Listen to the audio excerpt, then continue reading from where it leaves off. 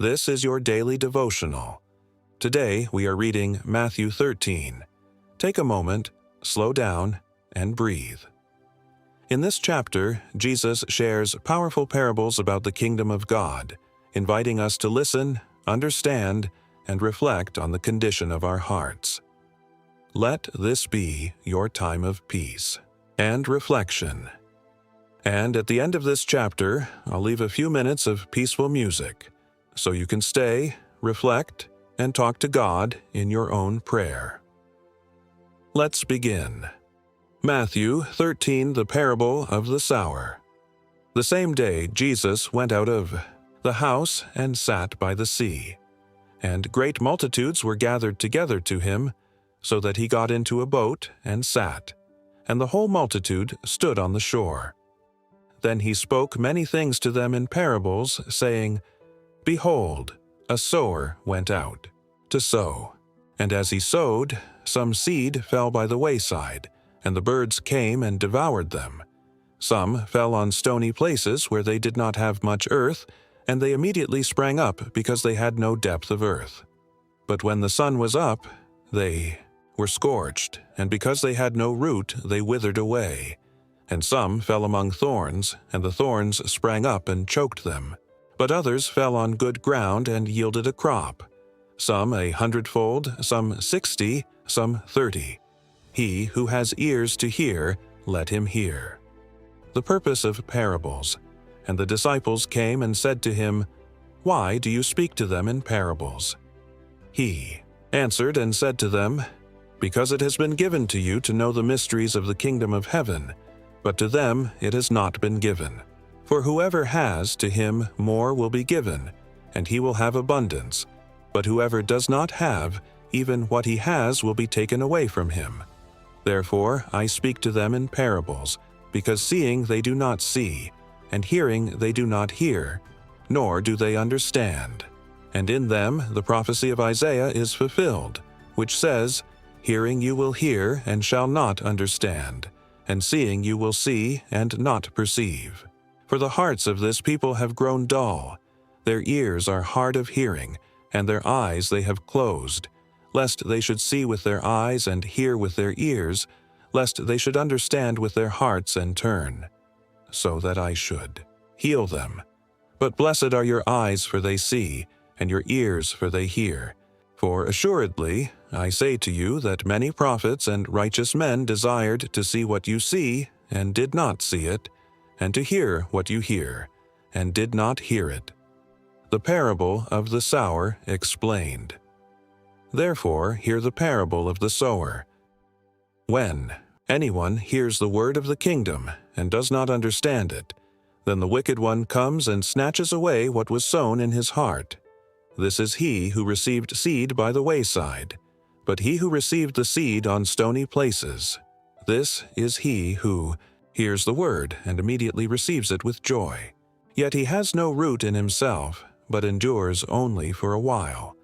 For when tribulation or persecution arises because of the word, immediately he stumbles.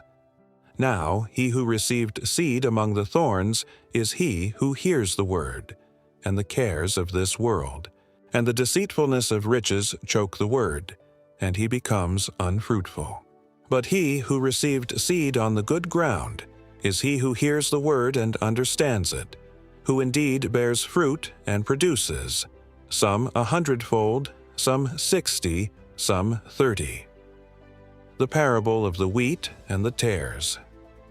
Another parable he put forth to them, saying, The kingdom of heaven is like a man who sowed good seed in his field. But while men slept, his enemy came and sowed tares among the wheat and went his way. But when the grain had sprouted and produced a crop, then the tares also appeared.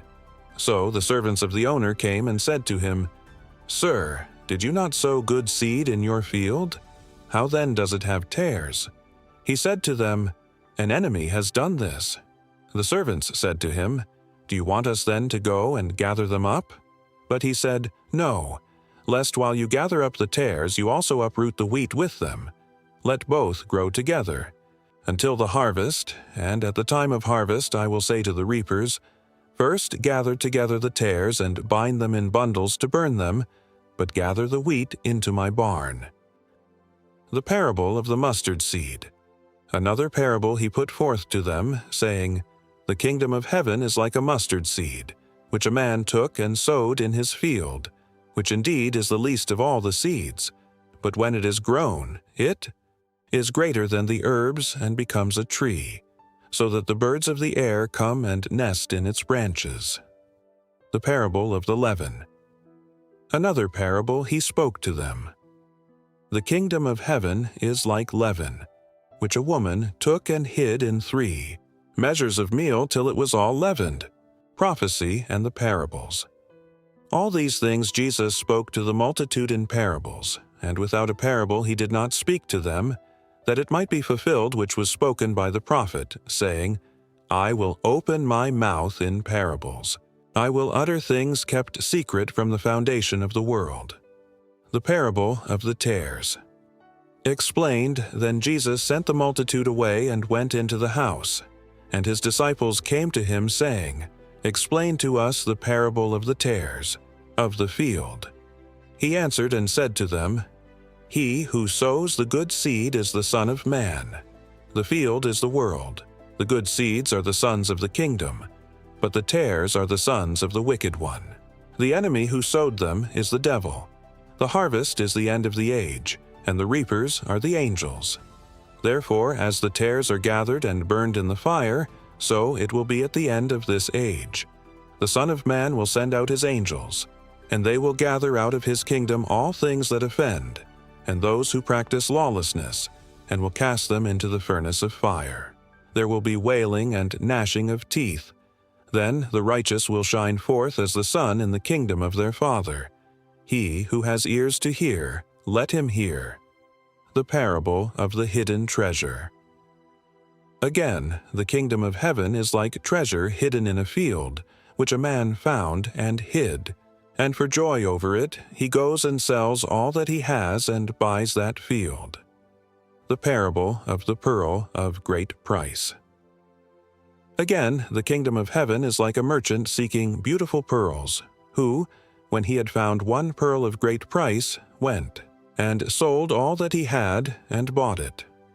The parable of the dragnet.